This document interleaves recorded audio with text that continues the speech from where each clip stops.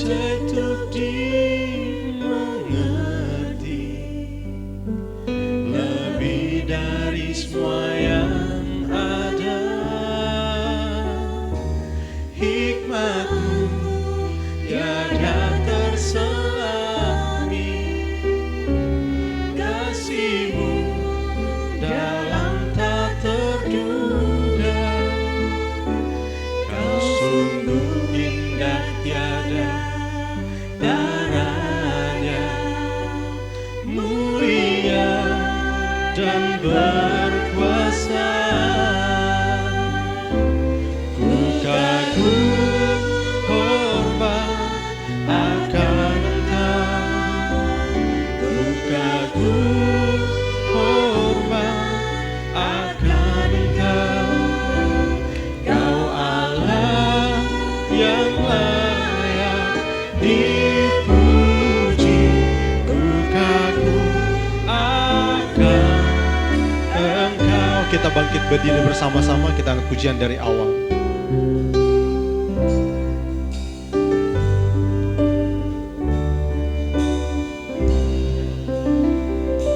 Kau sungguh indah tiada darahnya, sungguh menakjubkan,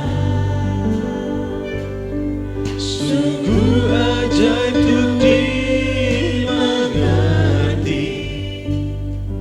lebih dari semua yang ada. Hikmat-Mu tiada terselami, kasih-Mu dalam tak terduga. Kau sungguh indah tiada taranya, mulia dan berkuasa.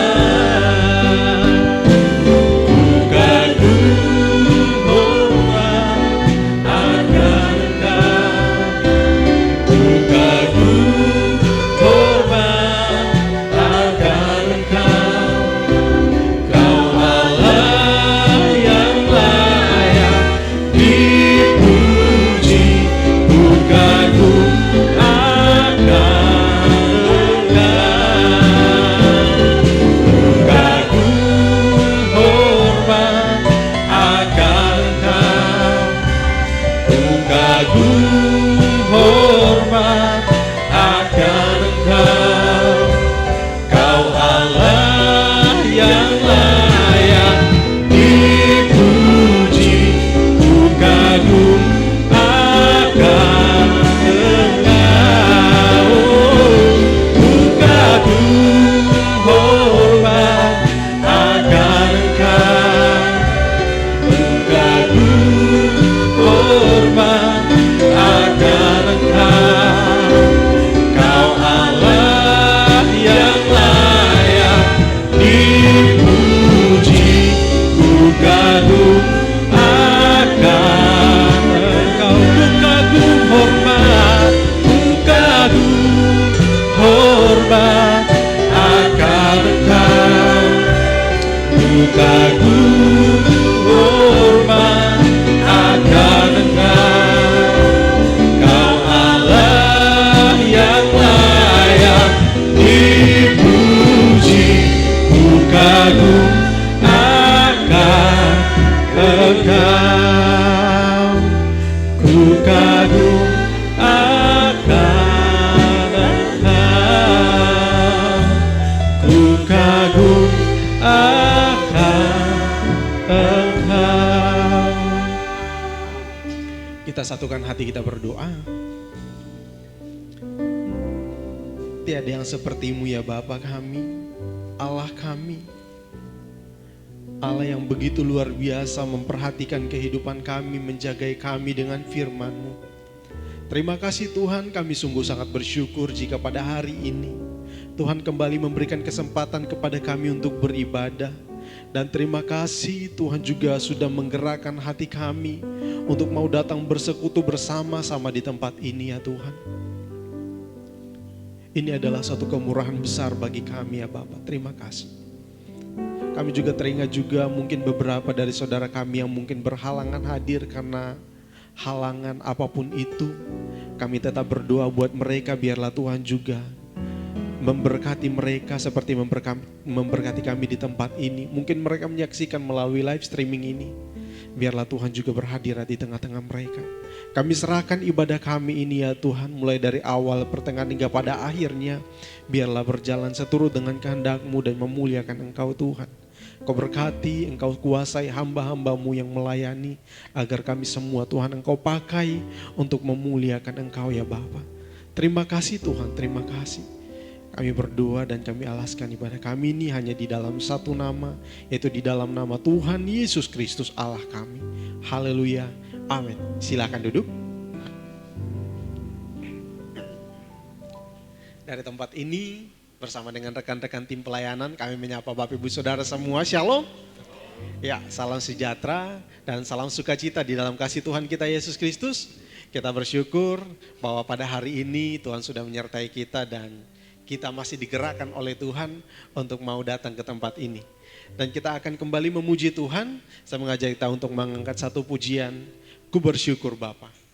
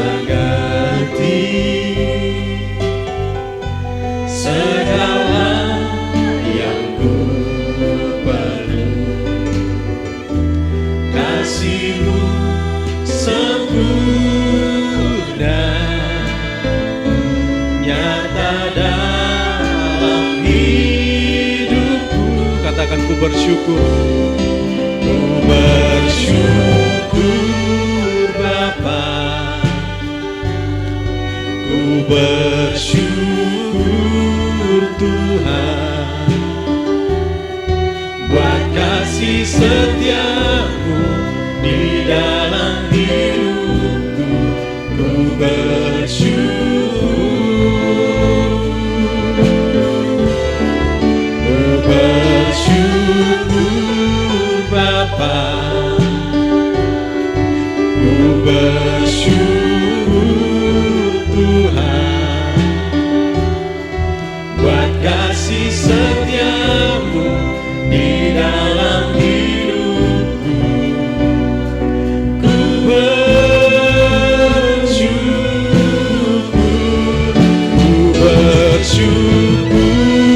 Bapa, ku bersyukur Tuhan buat kasih setiamu di dalam hidupku. Ku bersyukur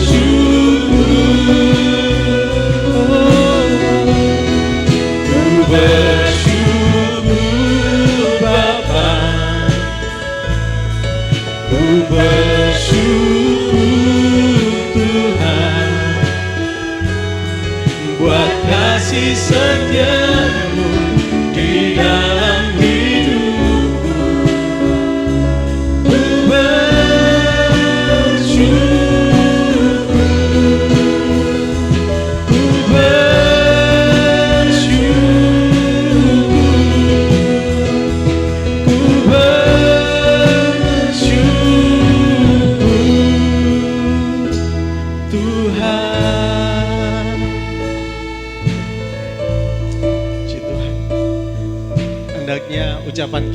ucapan syukur kita kepada Tuhan tidak pernah putus-putus, selalu ada di dalam hati kita. Sebab satu hal yang saya akui dan saya yakin kita semua mungkin menyadari hal ini, bahwa Tuhan itu tak pernah tinggalkan kita. Apapun yang kita alami, Tuhan mengerti. Mari kita bersuka cita bersama-sama. Saya mengajak kita untuk bangkit berdiri. Kita katakan sebab Tuhan baik melalui pujian ini.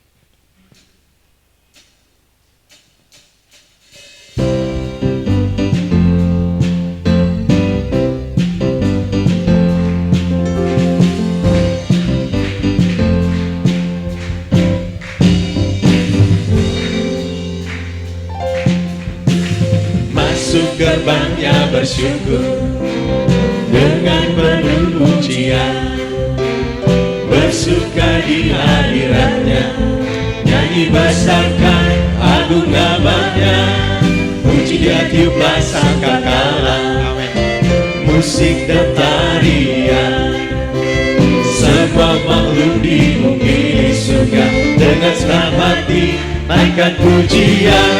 Sebab Tuhan baik, sebab Tuhan baik, sebab Tuhan baik, sebab Tuhan baik, sebab Tuhan baik, anugerahnya kekal selamanya. Sebab Tuhan baik, sebab Tuhan baik, sebab Tuhan baik, sebab Tuhan baik, sebab Tuhan baik, sebab Tuhan baik, anugerahnya kekal selamanya.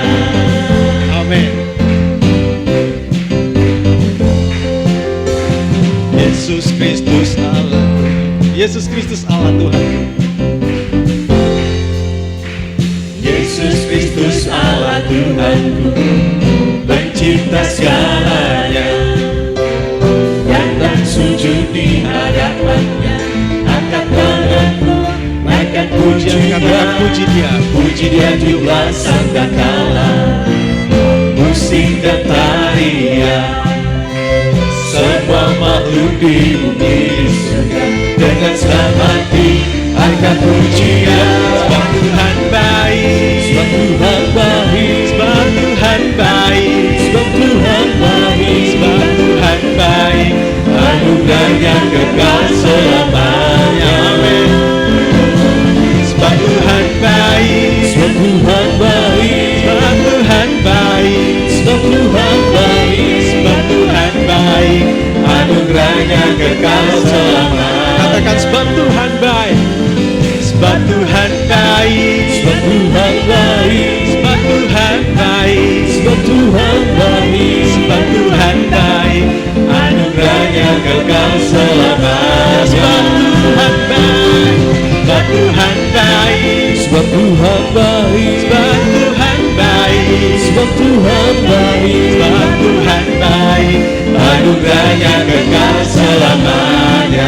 Sekali lagi, masuk gerbangnya, masuk gerbangnya bersyukur dengan penuh pujian, bersuka di hadiratnya, nyanyi besarkan agung namanya, puji dan jublah sangkakala, musik dan tarian, semua makhluk di bumi di surga dengan sabati naikkan pujian.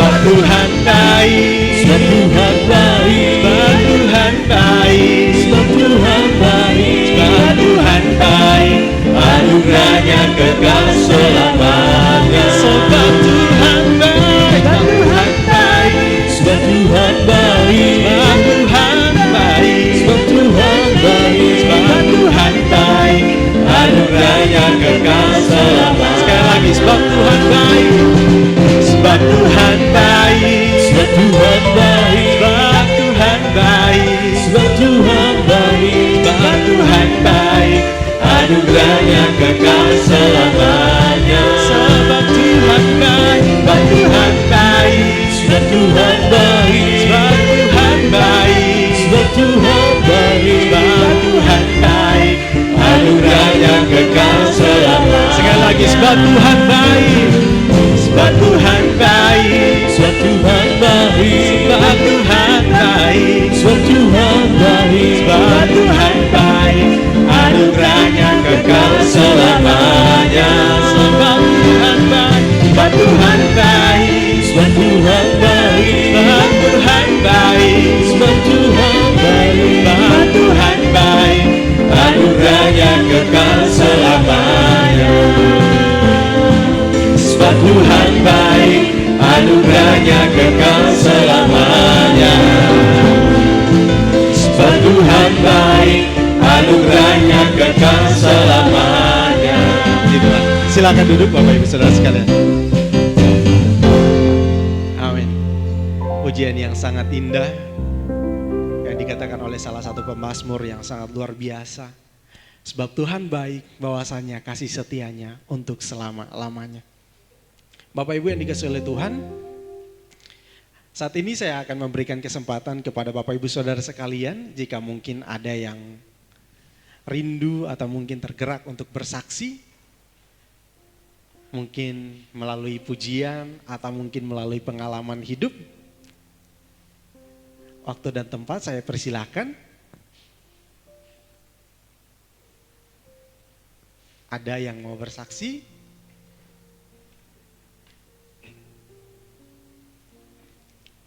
Oke, kalau tidak ada, mungkin di lain kesempatan. Dan saya yakin dan percaya bahwa kita semua di dalam lindungan Tuhan, kita berjalan bersama dengan Tuhan. Dan saat ini kita akan siapkan kehidupan kita untuk dilawat oleh kebenaran firman Tuhan. Sebelumnya kita angkat satu pujian, satu hal yang ku rindu.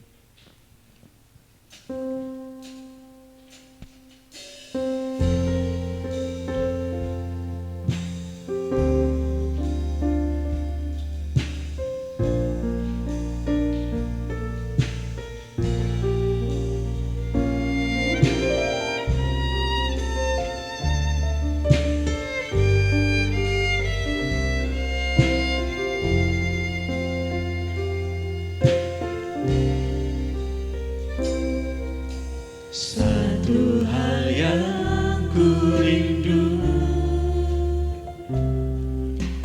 berdiam di dalam rumah-Mu. Satu hal yang ku pinta,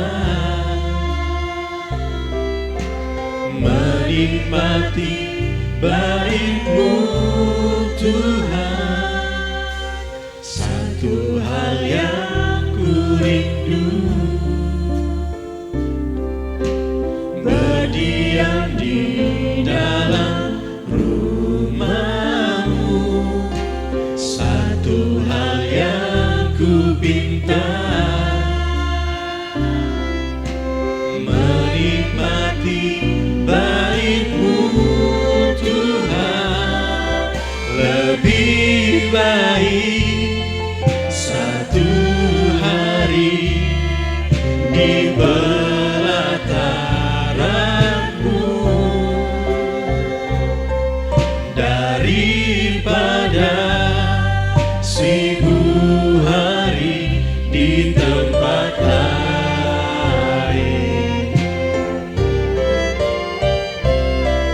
Memuji-Mu, menyembah-Mu, Kau Allah yang hidup, dan menikmati semua kemurahan-Mu.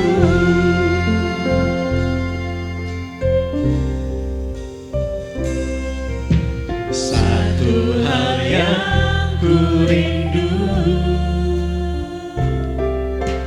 berdiam di dalam rumah-Mu. Satu hal yang ku pinta, menikmati bait-Mu Tuhan. Lebih baik satu hari di pelataran-Mu daripada 1000 hari di tempat lain. Memuji-Mu, menyembah-Mu, Kau Allah yang hidup, dan menikmati semua kemurahan-Mu. Lebih baik satu hari. Lebih baik satu hari di pelataran-Mu daripada 1000 hari di tempat lain.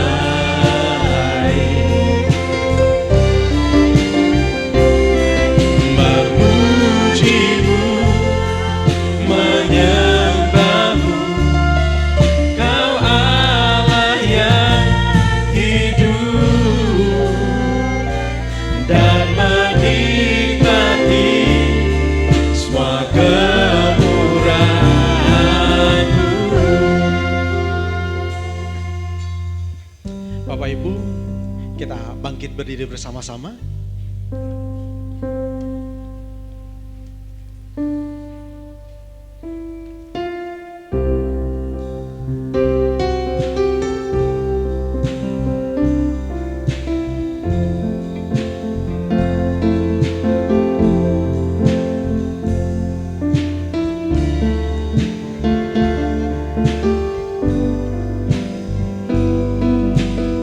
Katakan, biar pelitaku tetap menyala. Biar pelitaku tetap menyala, menyala hingga Engkau kembali. Tolongku untuk bertekun. Tolongku untuk bertekun menanti kedatangan-Mu, biar makin terang saat Kau kembali. Pelayanan selanjutnya saya serahkan kepada Bapak Gembala. Biar pelitaku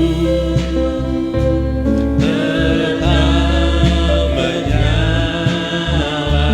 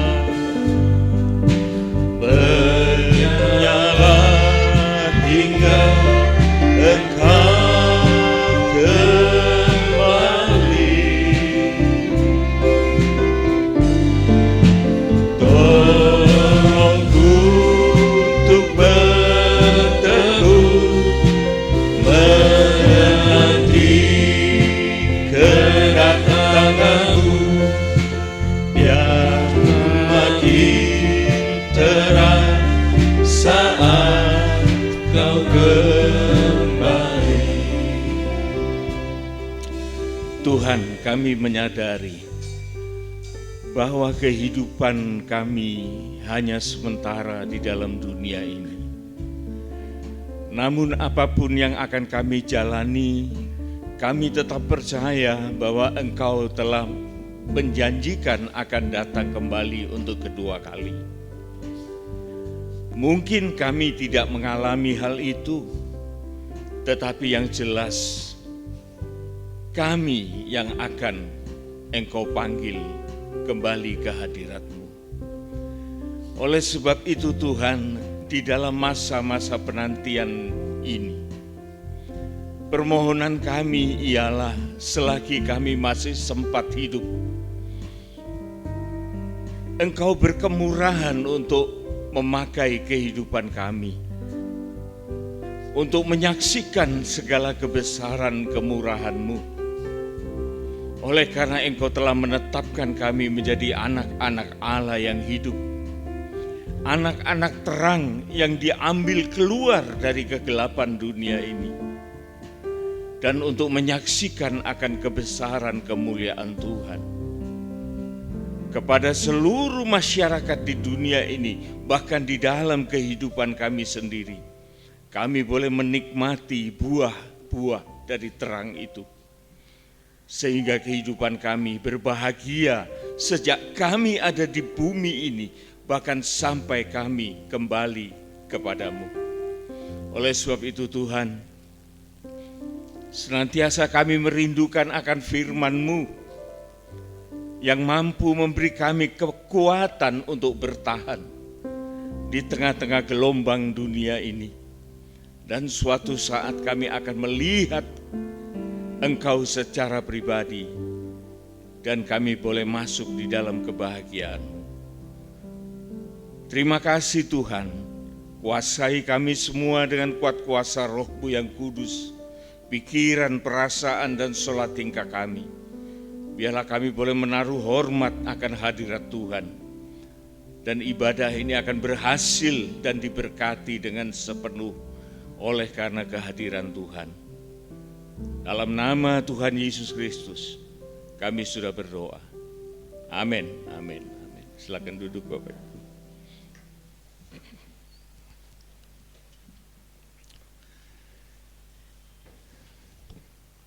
Dari tempat yang penuh bahagia Allah, saya menyampaikan shalom dan selamat pagi. Kita telah menyelipkan sebuah pujian kepada Tuhan, yaitu kita mohon sepertinya di dalam doa, biarlah pelita kita tetap menyala. Oleh karena kita mempunyai tugas, saudaraku, di dalam saat-saat kita masih hidup di dunia ini, kita ini sebagai orang-orang yang sudah diselamatkan, bukan orang-orang pengangguran. Tetapi secara rohani, Tuhan itu mau memakai kehidupan kita untuk masuk di dalam kemuliaan-Nya. Ini yang harus kita tahu. Dan hal ini, saudaraku, merupakan hak istimewa bagi kita. Oleh karena kita juga mengetahui bahwa tidak semua orang yang mau menerima anugerah yang besar ini. Tuhan memberikan anugerah-Nya, kasih karunia-Nya, keselamatannya yang kekal melalui iman, dan iman itu hanya bisa diterima, tapi juga bisa ditolak. Tetapi kita ini, saudaraku, orang yang berbahagia, yang melembutkan hati kita, dan kita mau menerima kasih karunia itu, sehingga keselamatan yang kekal itu ada pada kita. Namun sekali lagi saya katakan, kita hidup ini bukan sebagai pengangguran rohani, tetapi Tuhan mau kita ini mempunyai aktivitas yang betul-betul memuliakan Tuhan dan membahagiakan kehidupan kita secara pribadi. Saya akan mengajak saudara untuk membaca satu ayat di dalam Lukas pasal 12 ayat yang ke-35. Ayat ini sangat sederhana dan cukup pendek, tetapi di dalamnya penuh dengan makna. Ya, Kewaspadaan. kewaspadaan, itu judulnya. Jadi supaya hidup kita ini, saudaraku, bukan ngeloho. Kata orang Jawa itu ngeloho. Ngeloho itu melongo, nggak tahu apa-apa gitu. Tapi kita hidup dengan satu kesadaran, suatu kewaspadaan, suatu pengertian. Apa yang harus kita waspadai? Hendaklah pinggangmu tetap berikat. Hendaklah pinggangmu tetap berikat. Ini sebetulnya merupakan kata-kata kiasan, saudaraku. Yang dulu itu bukan kata kiasan, tetapi itu kata yang sesungguhnya.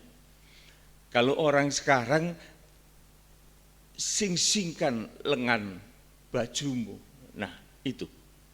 Kalau zaman dulu bajunya nggak bisa dising-singkan, gombor. Tetapi jubahnya yang gombor itu harus sedikit diangkat dan kemudian dipasang sabuk sehingga tidak kedodoran. Untuk apa? Untuk bisa bekerja. Kalau orang zaman dulu, orang Israel dulu, kalau dia nganggur, sabuknya dikendori. Tapi begitu dia dihadapkan dengan pekerjaan, dia mulai mengencangkan sabuknya, ikat pinggangnya, dan kemudian dia mulai bekerja. Jadi kalau firman Tuhan mengatakan, hendaklah pinggangmu itu tetap berikat, itu artinya kehidupan kita dalam keadaan siaga untuk bekerja, untuk melayani Tuhan, untuk melayani sesama. Ini yang Tuhan mau, saudaraku. Jangan kita hidup di dalam keadaan yang kedodoran. Kalau ditanya kenapa, ya rileks. Ini rileks macam apa? Bukan begitu. Tetapi Tuhan mau supaya kita mempersiapkan diri setiap saat. Namanya aja sudah waspada, saudaraku. Kita nggak tahu kapan kita ini bertemu dengan Yesus secara face to face. Tadi dalam doa saya katakan, Tuhan itu janji, dia akan datang kembali. Kita imani itu, kita waspada akan hari kedatangan Tuhan. Tetapi kita kan tahu juga bahwa kemungkinan itu 50-50. Ada kemungkinan kita diperpanjang usia dan Tuhan mempercepat waktu kedatangannya, mungkin nanti sebentar lagi datang. Kita nggak tahu. Tetapi yang jelas, saudaraku, kita ini tahu keadaan kita. Sewaktu-waktu kita bisa dipanggil, tetapi itu bukan merupakan sesuatu yang mengerikan, tetapi justru itu merupakan suatu yang menggembirakan, yang membuat kita menjadi sukacita. Orang tidak mengerti, saudaraku, kenapa kok bersukacita? Lah, ya itu karena kita tidak ngerti itu. Coba kita tuntaskan dulu ayat ini. Hendaklah pinggangmu tetap berikat dan pelitamu tetap menyala. Pelita kita tetap menyala. Pelita ini bicara tentang terang, saudaraku. Status kita adalah terang dunia ini. Dan terang itu ada pada kita. Dan kita sendiri ini kalau dibahasakan sebagai kaki dian, kita ini adalah dimuliakan oleh Tuhan dan dibentuk sedemikian rupa sehingga kita layak menyandang terang itu di atas kehidupan kita. Dan kita mensorotkan terang itu di hadapan semua orang sebagai suatu kesaksian yang hidup. Ini yang Tuhan mau, saudaraku. Ayat ini cukup sederhana sekali, tetapi memberikan suatu pengertian yang dalam supaya kita tahu posisi kondisi kita sebagai anak-anak Tuhan, sebagai anak-anak Allah, sebagai anak-anak terang. Allah itu terang dan di dalamnya tidak ada kegelapan sedikit pun.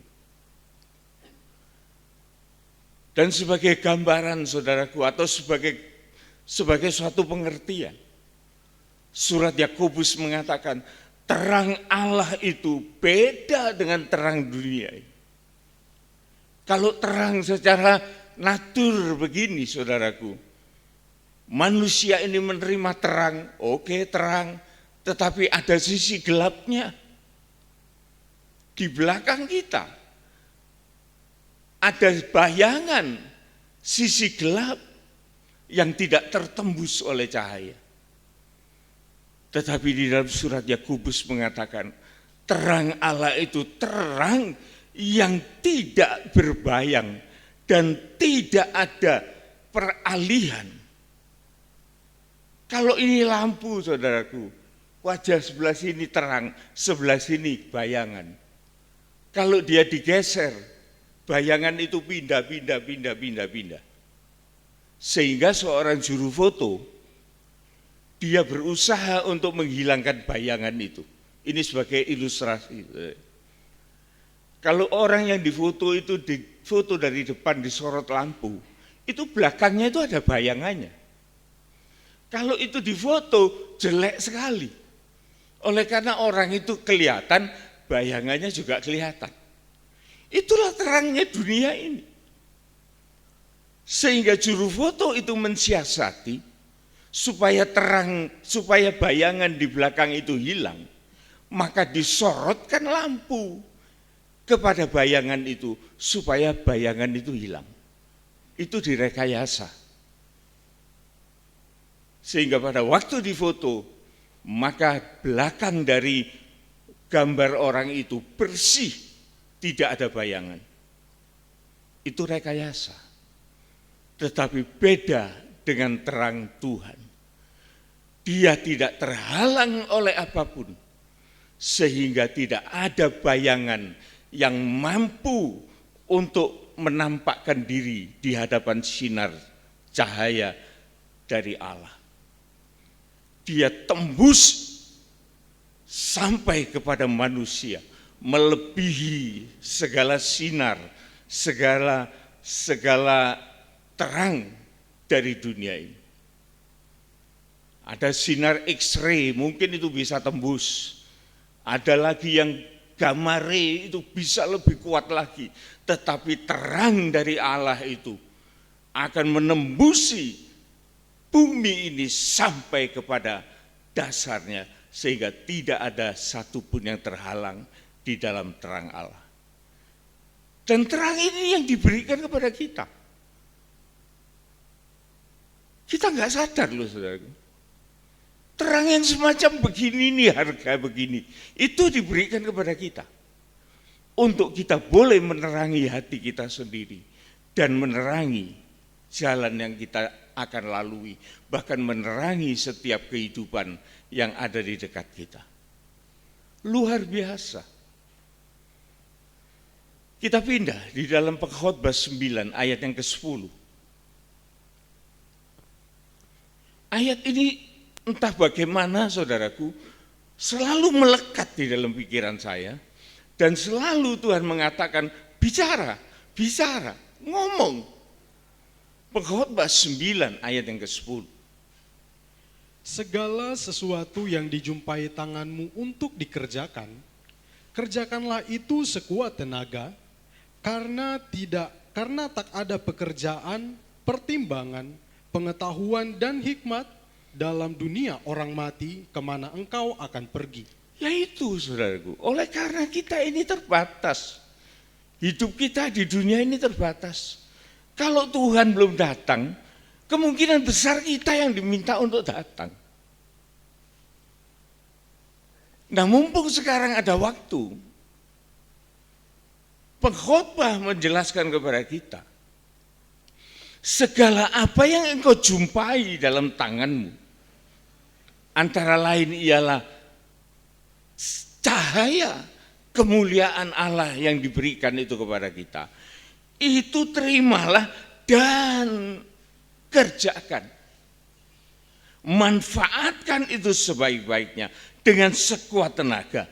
Karena waktunya sangat terbatas, Sehingga nanti tidak ada lagi waktu untuk kerja, tidak ada lagi waktu untuk berpikir, tidak ada waktu lagi untuk mencari pengetahuan, dan tidak ada lagi hikmat di dalam dunia orang mati, di mana kita semua akan menuju ke sana. Selesai sudah. Tapi kita ini kan lagi hidup, saudara. Jadi kita harus punya kontribusi tertentu kepada orang-orang masyarakat di sekitar kita ini. Ayat yang ke-12. Karena manusia tidak mengetahui waktunya. Manusia tidak ada yang tahu waktunya itu. Terus? Seperti ikan yang tertangkap dalam jala, yang mencelakakan. Yang mencelakakan. Nanti dulu saudara ya. Ayat ini saya baca agak aneh. Ikan kena jala, celaka katanya. Terus?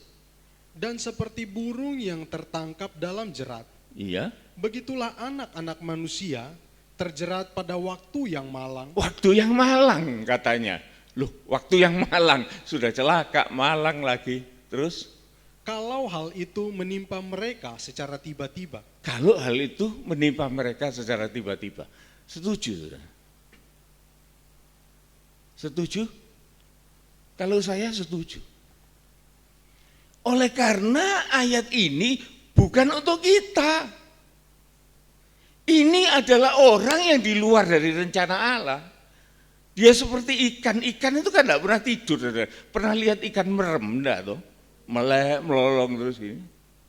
Tidak ada perhentian kan? Ngalor ngidul, burung juga begitu. Suatu saat di luar pengetahuan mereka, di luar pengertian mereka, mereka menghadapi hari yang malang. Oleh karena mereka bakal mati ketangkap. Ikan kepancing, kejala, burung kena jerat dan lain sebagainya. Tetapi bagaimana dengan kita yang hidup di dalam terang Tuhan? Kita mengalami hal yang sama. Berakhir hidup ini. Tetapi kita bukan orang yang malang. Bukan orang yang sial. Tetapi justru kita di tengah-tengah kegiatan. Kita dipanggil oleh Tuhan. Itu yang terbaik di dalam kehidupan umat Kristen. Itu yang terbaik bagi orang-orang percaya. Beda saudaraku, beda. Tadinya saya baca ayat ini loh, kok jadi orang ketangkep jala yang celaka. Burung ketangkep jerat adalah yang malang. Apa ini? Tuhan bilang, ini bukan kamu. Karena kamu tidak di situ. Karena kamu ada di ayat 10, di ayat yang 10. Segala sesuatu yang ada padamu, kerjakan itu. Lah pada waktu Tuhan panggil, maka sungguh itu merupakan sukacita yang luar biasa. Beda jauh, beda jauh. Lah ini kehidupan Kristen yang semacam inilah yang harus kita pahami, saudara. Kita ini punya maksud, punya tujuan. Jangan seperti orang bilang itu apa ya, orang Hokkien bilang mau maksud. Oh, dia mau maksud. Tapi hidup itu adalah rencana Allah yang besar. Nah, saudaraku, sekarang dari apa yang sudah kita ketahui, tugas-tugas kita mendalami lagi. Apa sih secara detail itu tugas kita itu apa? Kita baca di dalam Efesus 5. Efesus 5 ayat yang ke-8 dan seterusnya. Memang dahulu kamu adalah kegelapan. Asal usul kita ini saudaraku dari bangsa kafir. Kita tidak mengerti Elohim, kita tidak mengerti Yehova, kita tidak tahu, kita tidak kenal Yahweh. Yang kita kenal, kita sebagai orang-orang keturunan Chinese, kita yang cuma tahu adalah Pekong. ya itu baguslah sudah, daripada tidak tahu. Tetapi saudaraku, lebih dari apa yang sudah kita kenali dulu, maka Tuhan menginginkan supaya kita lebih maju lagi daripada pengenalan-pengenalan kita akan Tuhan yang tidak mempunyai kuasa apa-apa, saudaraku. Mungkin kita ini dulu, saudaraku, berbakti kepada pekong, kepada arwah, itu bukan suatu kejahatan. Tetapi itu menunjukkan suatu dharma bakti seorang anak, seorang cucu, seorang keturunan kepada orang tuanya. Itu baik, saudara. Tetapi kapan itu menjadi sesuatu yang tidak baik? Ketika kita menuhankan mereka dan kita memohonkan keselamatan dari mereka. Ini yang Tuhan tidak mau. Oleh karena memang seharusnya tidak begitu. Oleh karena mereka itu sudah selesai dalam tugasnya dan mereka itu sudah selesai kembali kepada Tuhan. Dan kita tidak usah bikin resah mereka di alam sana untuk kita panggil-panggil setiap hari. Kita minta ini, kita minta itu. Kasihan saudaraku. Mereka butuh untuk istirahat di dalam ketenangan. Dan kita harus bertanggung jawab dalam hidup ini. Tidak lagi untuk mengusik mereka. Tetapi untuk menolong manusia, Tuhan menampilkan diri. Supaya kita bisa langsung meminta keselamatan itu dari Tuhan. Kita minta terang itu dari Tuhan. Dan kita diperingatkan oleh Tuhan bahwa engkau dulu berasal dari kegelapan dan engkau tidak mengenal terang itu. Dan Tuhan menampilkan diri. Terus, tetapi sekarang kamu adalah terang di dalam Tuhan. Sekarang kamu ini terang di dalam Tuhan. Bukan kita berhadapan dengan terang, tetapi terang itu ada di dalam kehidupan kita. Sehingga kita pun memantulkan terang itu kepada sesama. Sekarang kamu adalah terang di dalam Tuhan. Terus, sebab itu hiduplah sebagai anak-anak terang. Bersaksilah engkau sebagai anak-anak yang hidup di dalam terang. Itu tugas kita, saudara. Terus, karena terang hanya berbuahkan kebaikan dan keadilan dan kebenaran. Iya, ada 3. Saya baca ini saudaraku, saya sendiri agak gamang untuk mengatakan, kenapa kok ada 3 kriteria Tuhan? Ada kebaikan, ada keadilan, ada kebenaran. Kenapa kok enggak satu aja? Kebenaran itu sudah selesai. Kenapa kok ada 3?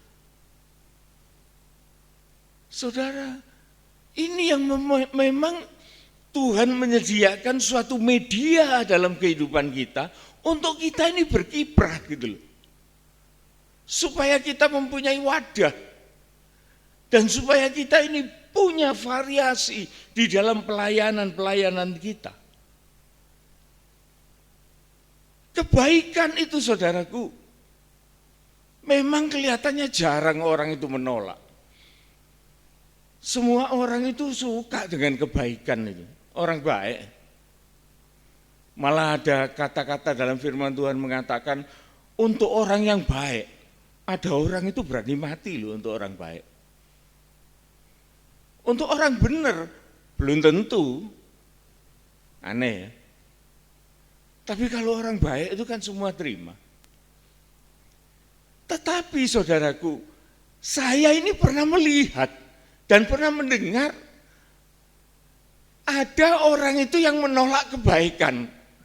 Ini kan sudah kebacut, saudara. Jangan dikira semua kebaikan itu diterima orang. Tetapi kebaikan itu pun ada orang-orang yang otak sungsang yang rohaninya begitu berantakan, sehingga dia tidak bisa menilai kebaikan, tidak bisa menghargai kebaikan. Ada loh saudaraku, pada suatu tempat yang terkena bencana alam, ada orang yang baik hati nganterkan suatu sumbangan. Di tengah jalan dicegat. Dari mana ini? Dari mana ini? Oh, enggak cocok. Bapak balik atau tinggal di sini. Loh, gimana tuh? Orang mau berbuat baik ditahan. Karena apa? Karena dengkinya itu loh saudaraku. Perasaan jahatnya itu. Ini yang harus kita perjuangkan. Oleh sebab itu Tuhan mengatakan, hendaklah engkau cerdik seperti ular, tapi tulus hatimu seperti merpati. Kalau kita tidak sebagai anak-anak Tuhan tidak mempunyai kecerdikan dan tidak punya ketulusan, maka kita gagal di dalam kita menyalurkan kebaikan. Keadilan juga demikian, saudaraku. Keadilan ini satu tingkat lebih tinggi dari kebaikan. Oleh karena di dalamnya ada unsur yang tertentu. Keadilan ini adalah timbal balik. Dua arah. Kalau saya berbuat adil, maka di dalam keadilan itu harus ada sebab penyebabnya. Ini lebih rumit lagi. Kebenaran, saudaraku. Kebenaran itu tidak ada yang bisa menilai sesungguhnya. Saudara mau menilai kebenaran itu atas dasar apa? Makanya ada ayat yang mengatakan untuk orang yang benar, belum tentu orang itu mau berani mati. Karena tidak bisa dinilai kebenaran. Dan kebenaran itu saudaraku, jangan mengharap penilaian dari manusia. Kalau saudara mengharap pun juga tidak salah, tetapi jangan terlalu, nanti sakit hati. Tetapi kebenaran itu datangnya dari Tuhan. Dan kebenaran yang sesungguhnya itu ialah kerendahan hati. Jadi jikalau kita mau bersaksi tentang kebaikan kita, keadilan kita, dan kebenaran kita, mari kita akan kupas lebih jauh. Tadi sampai di mana? Ayat 9 ya, terus Ayat yang ke-10. ya, bukan, ayat 15 kita lompat. Karena itu, perhatikanlah dengan saksama bagaimana kamu hidup. Janganlah seperti orang bebal, tetapi seperti orang arif. Dan pergunakanlah waktu Ayat yang 17. ada. Sebab itu janganlah kamu bodoh, tetapi usahakanlah supaya kamu mengerti kehendak Tuhan. Ini dia. Jadi Tuhan pesan kepada kita supaya kita punya sikap itu. Bukan orang yang melompong, bukan orang yang lolak-lolok, bukan orang yang bebal, tetapi orang yang cerdas, orang yang cerdik. Jangan kamu menjadi orang yang bodoh, tapi usahakan. Usaha. Bukan ya mengalir, enggak saudaraku. Tetapi kita berusaha. Berusaha itu apa? Belajar. PA, itu loh maksudnya. Supaya kita itu mendalam gitu loh.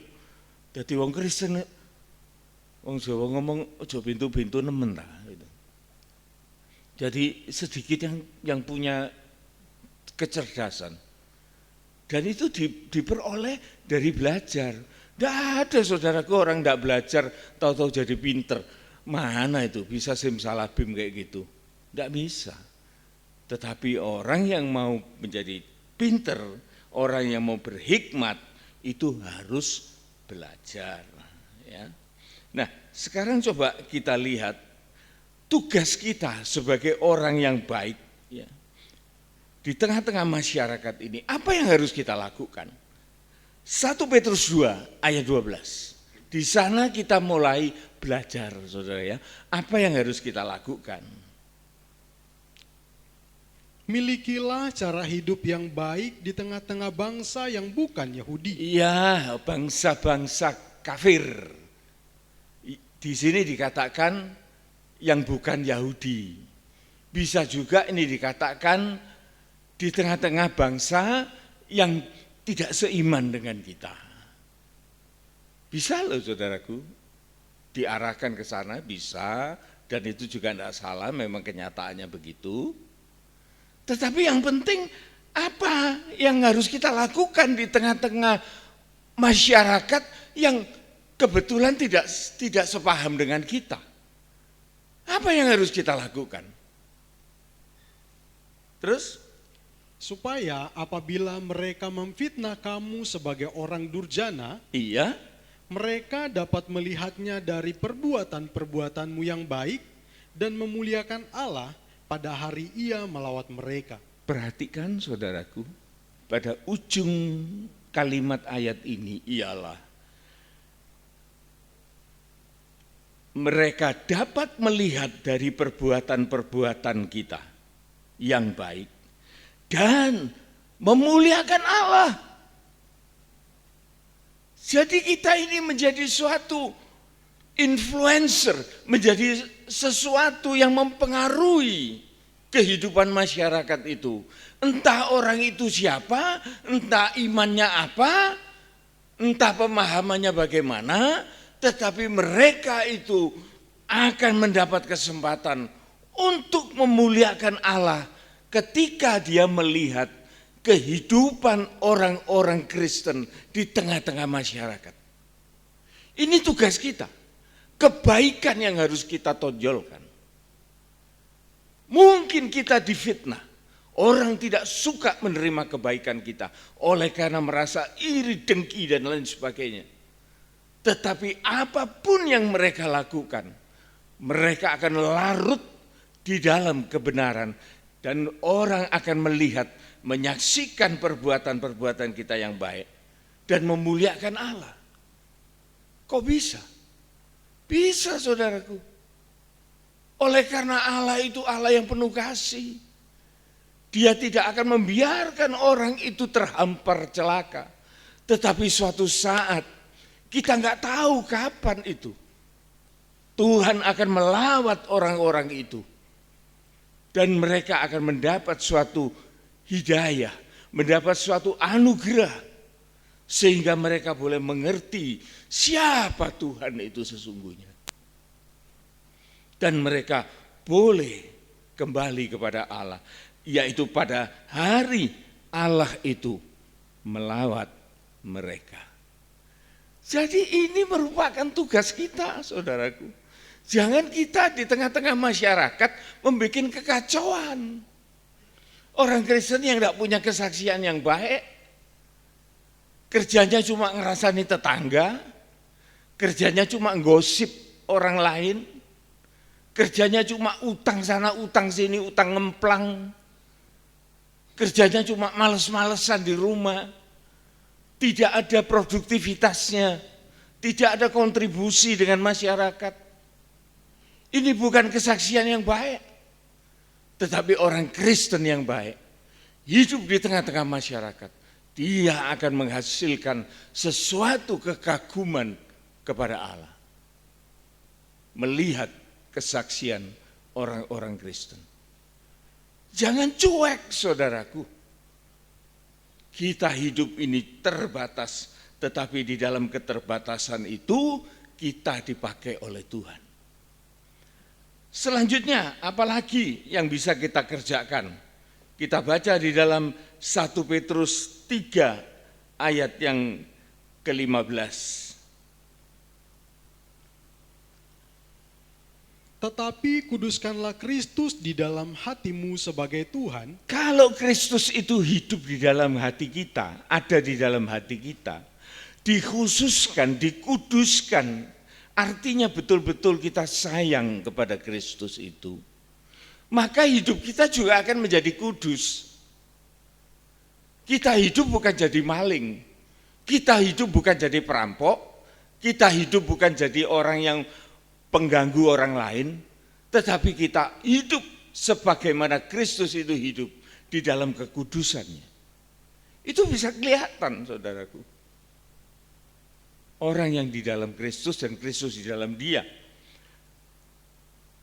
Terus, dan siap sedialah pada segala waktu untuk memberi pertanggungan jawab kepada tiap-tiap orang yang meminta pertanggungan jawab dari kamu tentang pengharapan yang ada padamu. Ya. Tetapi haruslah dengan lemah lembut dan hormat. Iya. Saudara tahu ya ini ya. Jadi bagaimana kalau Kristus itu di dalam hati seseorang? Orang itu sebetulnya dia sudah penuh dengan firman Tuhan. Tidak mungkin orang itu tidak punya firman Tuhan, hatinya penuh dengan Kristus. Mana bisa, Kristus itu adalah firman itu sendiri kok. Jadi kalau firman itu ada di dalam kehidupan kita, maka Kristus itu ada di dalam hidup kita ini. Dan kita akan dikuduskan oleh karenanya. Dan kita menjadi orang yang cakep. Menjadi orang yang responsibel, punya tanggung jawab, mengerti akan rencana Tuhan, mengerti akan firman Tuhan. Sehingga kita siap memberikan jawab kepada setiap pertanyaan yang ditujukan kepada kita. Tapi tidak sombong. Bukan menjawab mentang-mentang ngerti dan kemudian membodoh-bodohkan orang. Tidak, saudaraku. Tetapi memberi tanggung jawab tentang pengharapan apa yang ada pada kita. Dengan lembut dan menghormati orang lain. Bukan berlagak sok tahu. 16. Dan dengan hati nurani yang murni, supaya mereka yang memfitnah kamu karena hidupmu yang saleh dalam Kristus menjadi malu karena fitnahan mereka itu. Nah, kita tahu saudaraku, kehidupan orang Kristen ini penuh dengan fitnah. Tapi kita juga mengerti oleh karena mereka memfitnah karena mereka juga belum mengerti. Atau mereka sudah dimengerti, tetapi mereka tetap bercokol kepada kebodohan. Ini lain lagi ceritanya, saudara. Lain lagi ceritanya. Kan banyak itu kita saksikan di mana-mana. Pertanyaan yang terus diulang-ulang, Padahal sudah dijawab sampai setuntas-tuntasnya. Tetapi diulang-ulang terus. Antara lain, kenapa kamu memanusiakan Tuhan, menuhankan manusia? Itu kan pertanyaan itu kan sudah, waduh sudah kuno Buddha. Ya. Lu kenapa kalau dia Tuhan kok mati digantung di salib? Kita itu sudah jelaskan. Tidak mengerti. Kenapa alammu kok jadi 3? Sing ngomong 3 itu sapa? Itu terus yang sampai akhirnya saudaraku, bagaimana harus kita jawab? Sudah kita jawab, ditanya lagi. Dijawab, ditanya lagi. Jawabannya pada Amsal, saudaraku.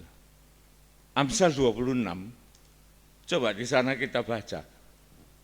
Bagaimana dengan menghadapi orang-orang yang semacam ini? Kalau orang-orang itu bertanya dengan tulus, beda saudaraku. Dia terima atau dia tidak terima, tetapi dia mengerti. Sehingga dia tidak akan bertanya lagi.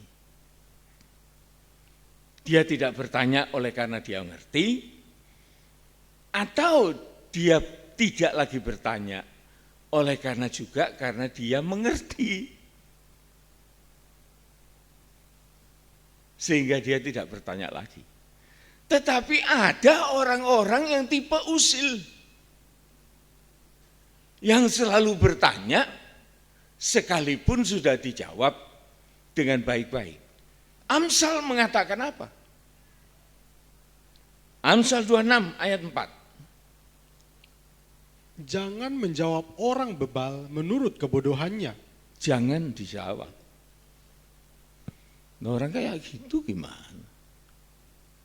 Tuhan tegas mengatakan jangan menjawab orang yang bebal.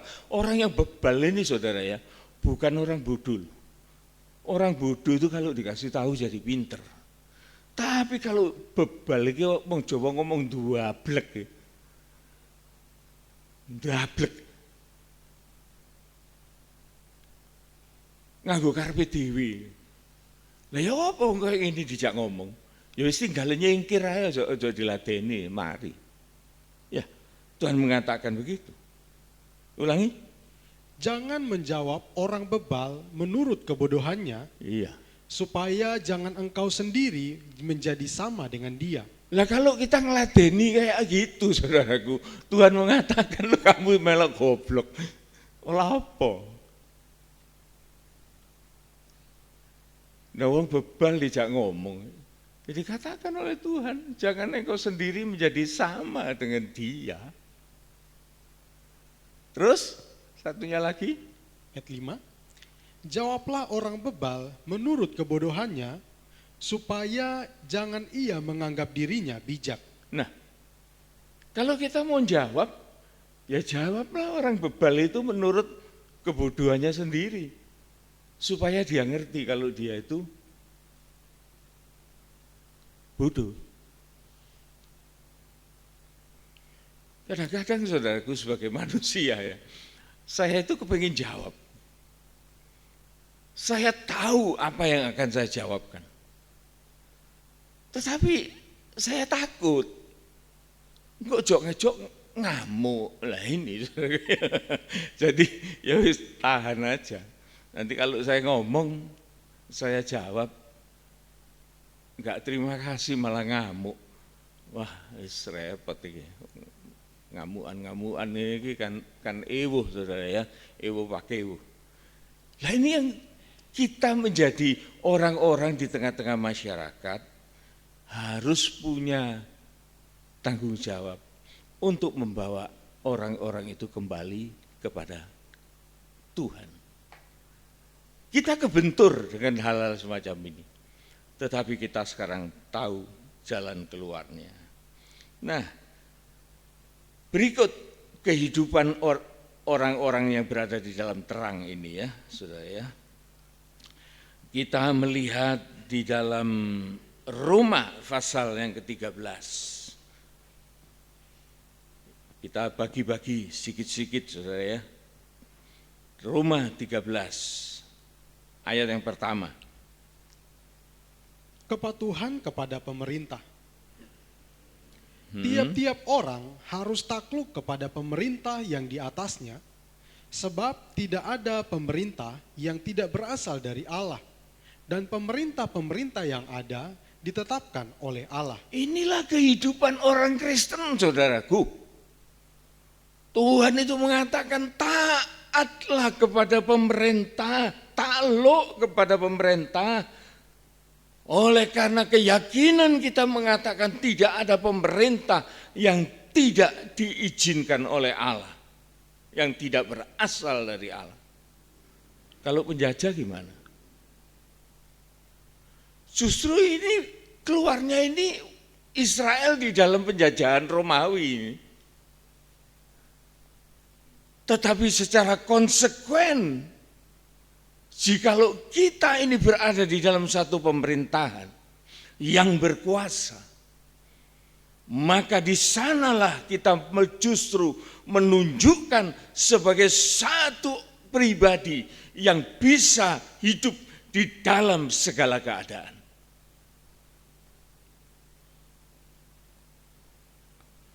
Ayat 4. Karena pemerintah adalah hamba Allah untuk kebaikanmu. Ya. Tetapi jika engkau berbuat jahat, takutlah akan dia, karena tidak percuma pemerintah menyandang pedang. Pemerintah adalah hamba Allah untuk membalaskan murka Allah atas mereka yang berbuat jahat. Apapun, siapapun pemerintah, maka di dalam pemerintah itu pasti ada unsur perlindungan kepada masyarakat. Makanya Mahfud MD itu kalau tidak salah ya, saya dengar gitu aja dari televisi sepintas lalu, dia mengatakan sejahat-jahatnya polisi, ya karena kebetulan kesandung, dia masih dibutuhkan oleh sebuah negara. Kalau negara itu tidak ada polisi, jangankan 1 hari, 1 jam saja, maka negara itu akan kacau balau, akan terjadi perampokan, perampasan, kejahatan di mana-mana. Jadi jikalau dikatakan ada satu keadaan yang buruk dalam kepolisian, tetapi seburuk-buruknya masih dibutuhkan di dalam satu negara. Dan ini ada benarnya, saudara. Bayangkan saja, kalau TNI kita mogok 1 jam, polisi mogok 1 jam, tidak mau kerja, jadi apa negara ini? Tetapi sekalipun banyak kekurangan dan ada kekurangan dari oknum-oknum mereka, tetapi mereka itu tetap dibutuhkan kehadirannya untuk menstabilkan keadaan negara ini. Ini yang dimaksudkan. Dia adalah hamba Allah. Tidak sia-sia dia disandangkan pedang padanya. Oleh karena dia akan menghukum orang yang salah, membela orang yang benar. Itu tugasnya. Sehingga kita harus menghormati mereka yang memerintah atas bangsa dan negara ini. Ayat 6. Itulah juga sebabnya maka kamu membayar pajak, karena mereka yang mengurus hal itu adalah pelayan-pelayan Allah. Ya saudaraku, kita ini perlu bekerja di negara kita ini untuk menghasilkan suatu hasil untuk kehidupan kita. Tetapi kita sebagai bangsa yang baik, sebagai warga negara yang baik, kita mengerti tugas kita, kewajiban kita. Dulu saya tidak ngerti, saudaraku. Saya baru mencoba bekerja, justru saya menghindari pajak, terus terang. Dan teman-teman saya mengatakan, wah kalau kamu nuruti pajak, kamu tidak bisa kaya, kamu tidak bisa jadi orang. Habis uangmu dimakan pajak. Ada betulnya. Dulu itu tukang pajak itu, saudaraku, kalau datang ke perusahaan, itu kayak rampok, saudaraku. Semua duduk, tidak boleh bergerak. Laci-laci dibuka, diperiksa semua. Itu dulu. Tapi sekarang enggak, saudaraku. Kantor pajak itu baik sekarang. Saudara mau tanya apa, saudara boleh telepon. Enggak usah sowan kantor pajak. Kalau dulu sowan kantor pajak.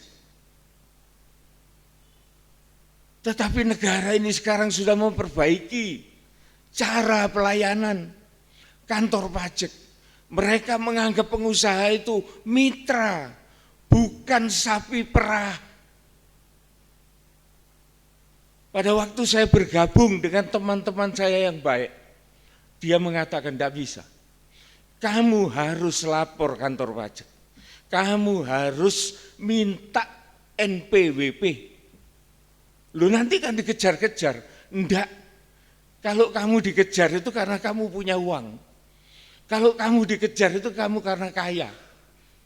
Lebih baik kamu dikejar karena kamu kaya, daripada kamu tidak dikejar tapi kamu kere. Mau yang mana? Saya bilang ya enak, oke, maju diuber-uber kayak duit. Nah waktu itu, saudaraku, saya mulai terbuka. Saya mulai mengakrabi tentang pajak dalam usaha dan lain sebagainya. Memang saudaraku, pemerintah itu juga mendukung. Kalau kita punya NPWP, di dalam bekerja kita pun juga enak. Karena kita diakui oleh sesama perusahaan yang besar. Lah kalau kita tidak punya NPWP, kita cuma urusan sama warung. Tapi kalau kita punya NPWP, kita urusan dengan perusahaan besar. Dan urusan dengan perusahaan besar, keuntungannya juga besar. Sehingga dengan demikian, setelah saya mengerti, tiba-tiba yo enak yo punya NPWP. Kenapa? Dikejar? Iya, karena kantor pajak tahu loh, kamu punya duit kok, kamu terima uang, ya punya pemerintah balik no gitu. Dan dia tidak akan meminta kepada kita kalau dia tahu kita tidak punya penghasilan. Jadi semuanya itu smooth saudaraku. Kalau memang pemerintah itu sudah beritikat baik, hendaknya kita juga orang Kristen di dalam bekerja ini juga harus terang. Jangan gelap. Kan kita ini anak-anak terang, jadi kita ini harus tampil dengan terang. Kita tidak bakal melarat oleh karena pajak. Karena pajak itu akan memungut apabila kita punya. Kalau kita tidak punya, pajak itu juga tidak mungut. Lah kalau kita punya kan tidak apa-apa saudaraku, kita beri. Ya. Itulah sebabnya kamu membayar pajak. Karena mereka yang mengurus hal itu adalah pelayan-pelayan Allah. Ya, ini kehidupan kita di dalam keseharian. Nah, sekarang kita akan beralih di dalam keadilan. Tadi kebaikan-kebaikan sudah kita jabarkan sebagian loh saudara, itu saya banyak skip. Tapi sekarang kita mulai masuk di dalam keadilan. Keadilan ini saudaraku punya spesifikasi yang berkaitan dengan hak dan kewajiban. Ya. Kalau begitu kita tidak bisa lepas dari hak dan kewajiban kita kepada Allah. Kita memberikan sesuatu yang Allah itu punya dan Allah itu berhak.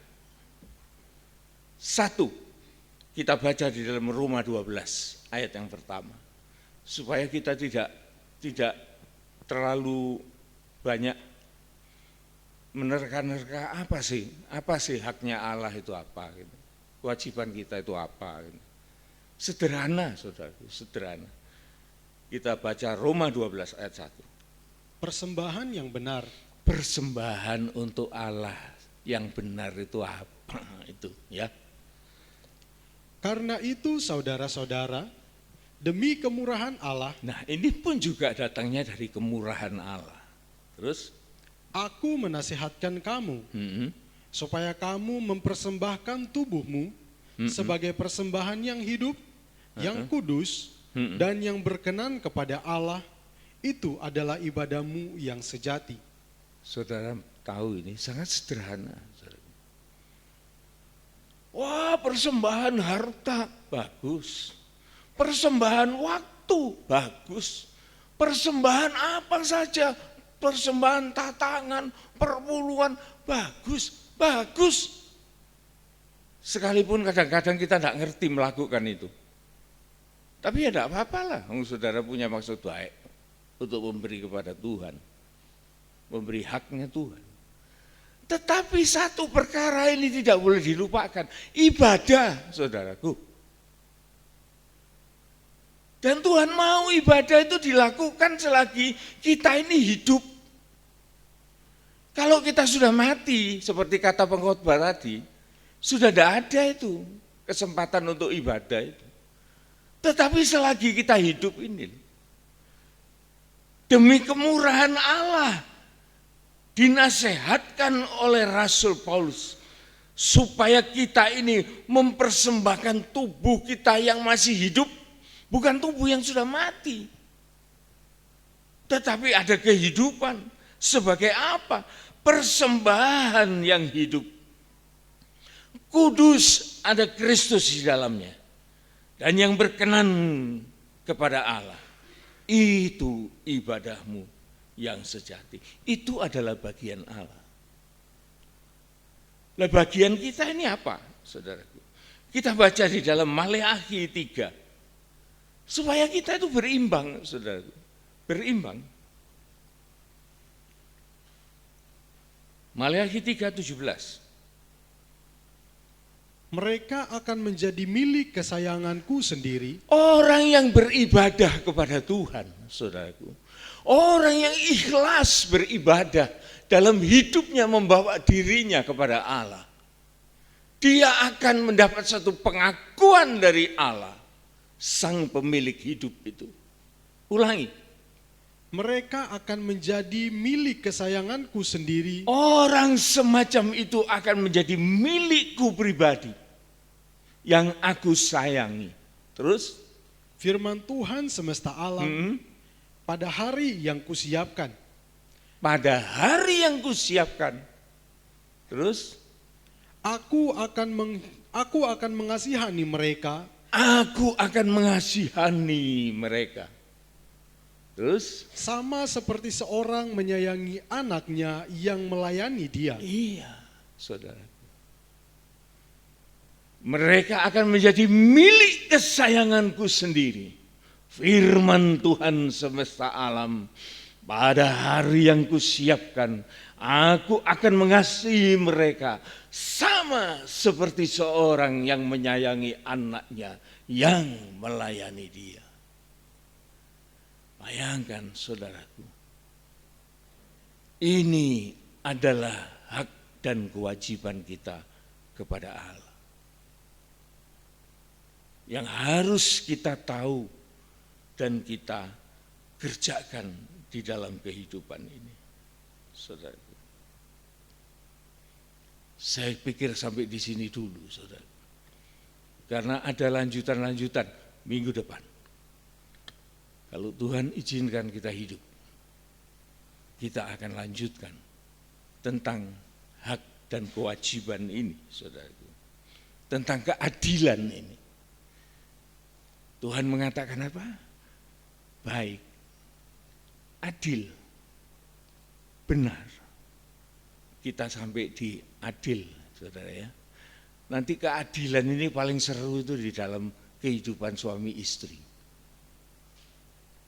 Oleh karena keadilan Tuhan itu, saudaraku, itu akan diteropong dengan kuat di dalam kehidupan nikah. Bagaimana orang Kristen ini berlaku adil. Seorang suami adil terhadap istri, istri itu adil terhadap suaminya. Bagaimana pemenuhan hak atas kedua belah pihak ini, supaya Allah berkenan tinggal di dalam keluarga itu. Dan apa yang Tuhan mau di dalam keluarga itu, ini luar biasa saudaraku. Dan janji-janji Tuhan atas satu keluarga yang benar-benar menghormati Dia. Ini akan seru, kita akan ketemu dengan pengajaran ini di dalam minggu depan. Tetapi kita hari ini, kita sudah tahu apa itu kebaikan dan apa itu keadilan. Sekalipun ini hanya sedikit-sedikit, tetapi kita sudah mulai meraba apa yang dimaksudkan oleh Tuhan di dalam kehidupan anak-anak Tuhan, orang yang hidup di dalam terang Tuhan. Kita akan menyanyikan sebuah pujian, saudaraku.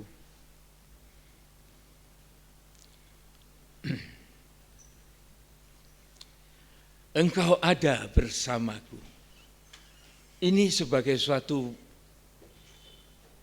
kata-kata di dalam pujian ini, kita berusaha, saudaraku. Kita berusaha untuk menyenangkan hati Tuhan. Ya. Engkau tetap ada bersamaku. Dan kita berjuang dalam hidup ini dari hari ke hari, supaya kita menyenangkan hati Tuhan.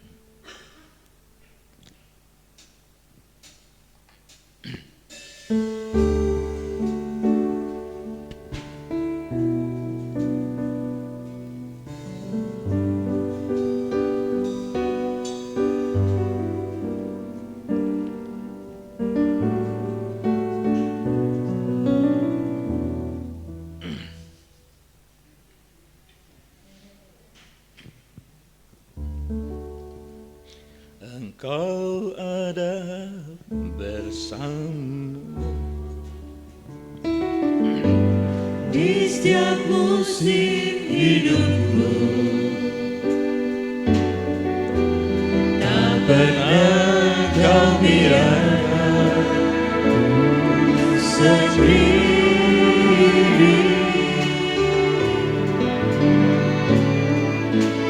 Kekuatan di jiwaku adalah bersamamu. Tak pernah ku ragukan kasih-Mu. bersamamu. Bersamamu Bapa, ku lewati semua perkenananmu yang teguhkan hatiku. Engkau yang bertindak memberi pertolongan,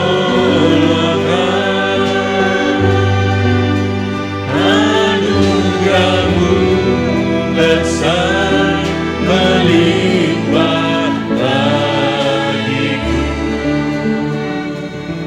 Kekuatan di jiwa,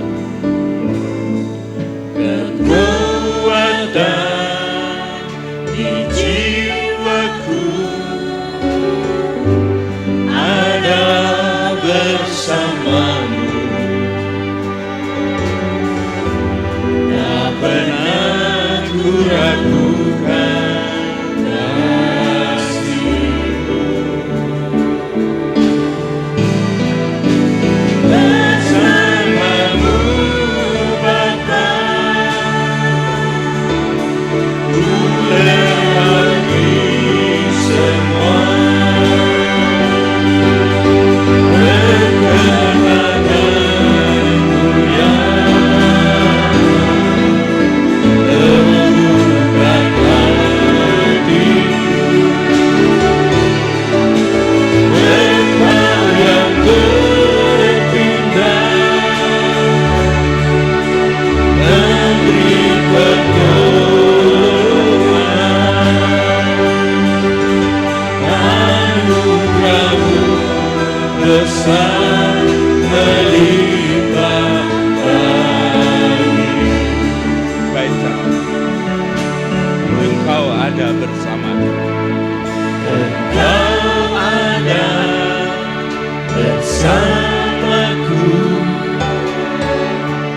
di setiap musim hidupku.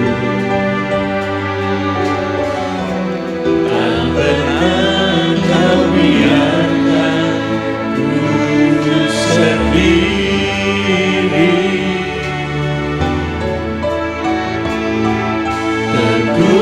Kekuatan di jiwaku adalah bersamamu.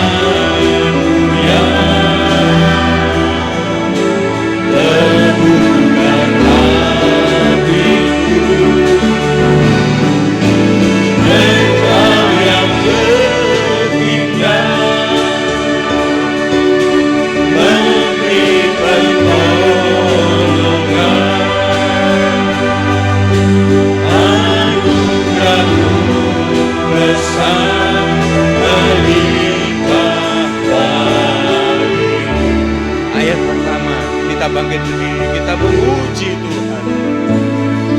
Engkau ada bersamaku di setiap musim hidupku. Tak pernah Kau biarkan ku sendiri.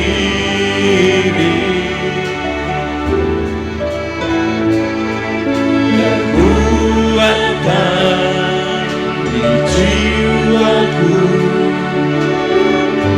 adalah bersamamu.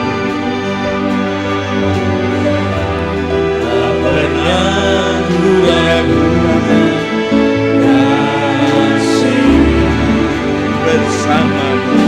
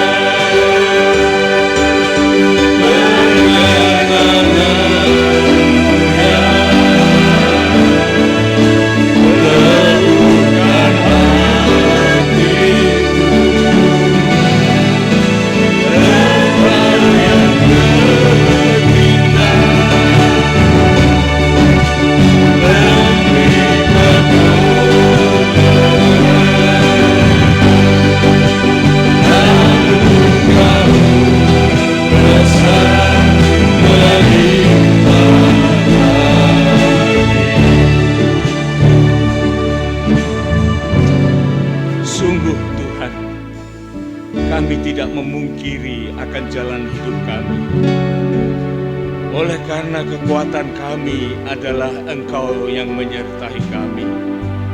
Di setiap musim hidup yang kami jalani, kami tetap bersama dengan Engkau. Dan Engkau tidak pernah membiarkan kami berjalan sendiri. Bahkan Engkau memberi kekuatan pada jiwa kami, memberi kemampuan kepada roh kami. Dan Engkau tetap ada tinggal bersama dengan kami. Dan kami tidak perlu meragukan sedetik pun akan keberadaanmu di dalam kehidupan ini. Tuhan, sehingga kami boleh menyeru kepadamu bersama dengan Engkau Bapa. Kami akan mampu untuk melewati, menembusi segala sesuatu rintangan. Dan Engkau memperkenankan kami sebagai anak-anak terang. Dan Engkau meneguhkan hati kami untuk kami boleh hidup di tengah-tengah masyarakat ini, untuk berbuat kebaikan, kebajikan, memuliakan nama-Mu. Bahkan kami boleh memberikan suatu penghormatan, penghargaan kepadamu, untuk kami boleh beribadah kepadamu. Dan Engkau memperlakukan kami sebagai anak-anak kesayangan-Mu. Dan Engkau memberi pertolongan, bertindak memberi pertolongan. Dan anugerah-Mu melimpah-limpah di dalam kehidupan kami. Tuhan, terima kasih sebagai suatu kenyataan yang hidup kami hadapi ini, bahwa kami bersama dengan Engkau, bahwa kami mempunyai tugas-tugas yang Engkau anugerahkan, percayakan kepada kami. Dan kami menjadi anak-anak terang, anak-anak Allah yang hidup. Dan kami berkiprah di dalam dunia ini dan bermanfaat bagi sesama. Inilah Tuhan, ucapan syukur kami Kami masih menanti kelanjutan akan firman Tuhan yang lebih mendalam lagi, supaya kami boleh mengerti arti hidup sesungguhnya, supaya kami boleh memanfaatkan waktu-waktu yang sangat terbatas, tetapi Engkau memberikan itu di tengah-tengah hidup kami, sehingga kami boleh menikmati perjalanan hidup bersama dengan Tuhan. Terima kasih Tuhan. Kalau pujian dan syukur hormat bagi Engkau, dan kami naikkan semuanya hanya di dalam nama Tuhan Yesus Kristus. Amin, amin, amin. Silakan duduk.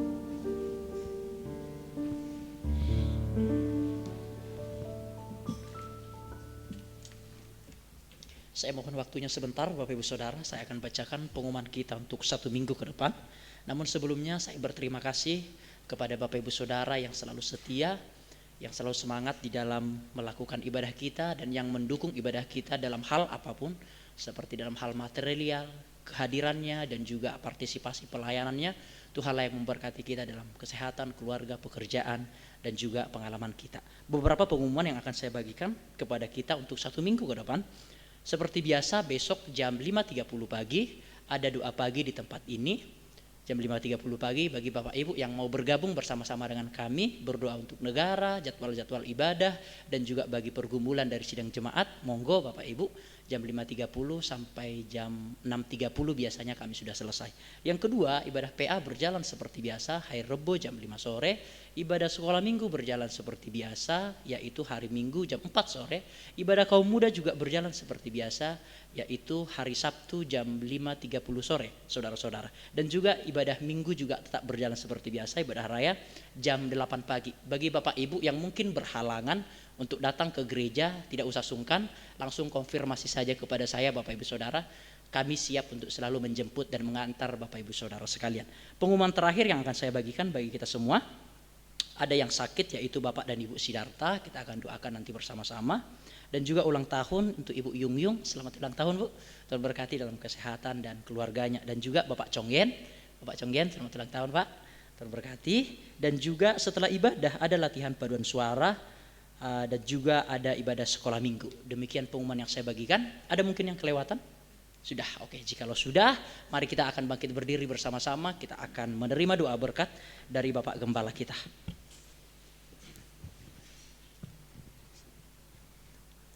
Ya, sebelum kita meninggalkan tempat ini, kita berdoa terlebih dahulu.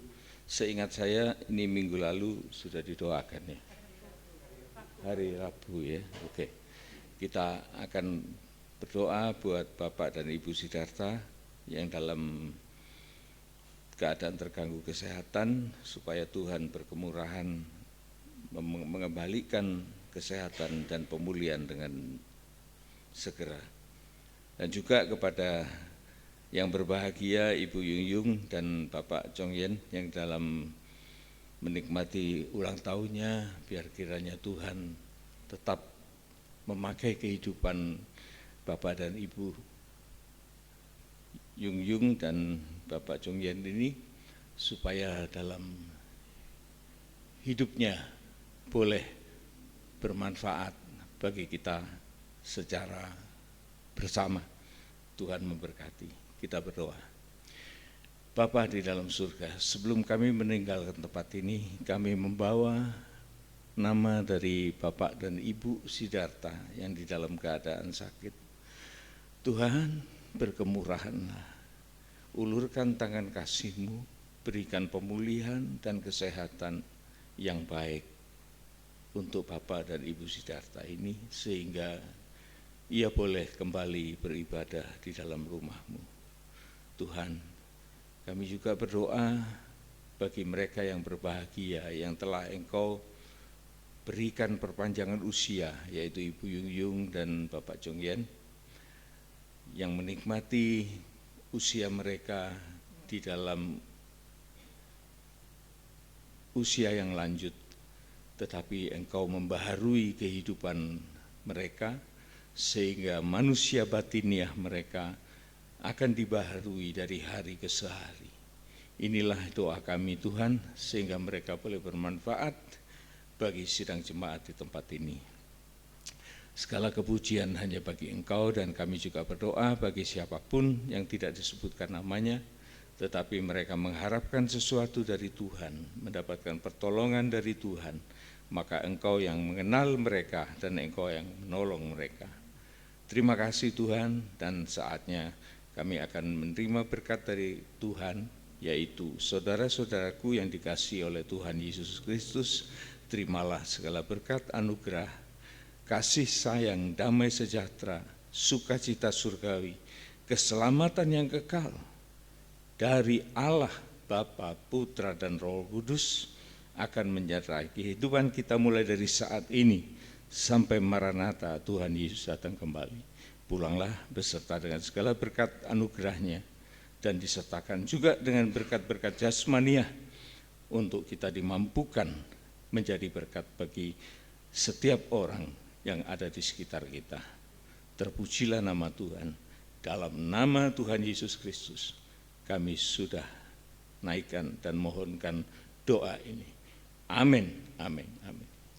Tuhan Yesus memberkati.